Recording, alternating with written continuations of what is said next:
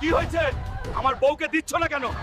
এই শালি, তোর বোনকে নিয়ে আয়, আমি চলে যাব। দুলা ভাই, আমাদের 20,000 টাকা দিয়ে দেন, আমরা আপনার বউকে দিয়ে দিব, আপনি আমাদের বোনকে নিয়ে বাসর করতে পারবেন। আরে ও শালি, 20,000 টাকা করে টাকা হলো। ওই কাজী, বিয়ে পড়াবি নাকি?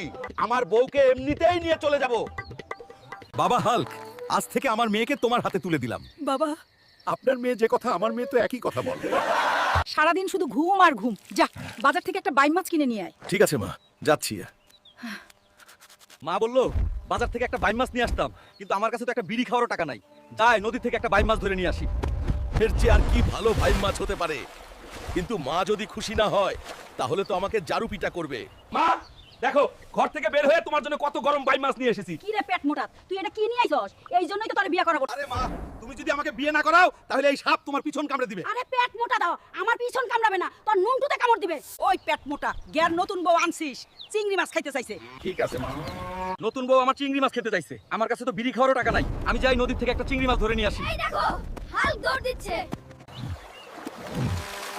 আরে আজকে তো আমার বউ এত বড় মাছ দেখে অনেক খুশি হয়ে যাবে। মা, আরে ও মা, দেখো কত বড় মাছ নিয়ে আসছি। আরে পেট মোটা, তোকে কি মাছ আনতে কইছি আর তুই এটা নিয়ে আইছস? মা, তুমি যদি এই মাছটা না খাও তাহলে তো সে আমার নুনটুতে কামড়ে দিবে। এই মাছ তোর বউকে আমি খাইতে দিতে পারুম না।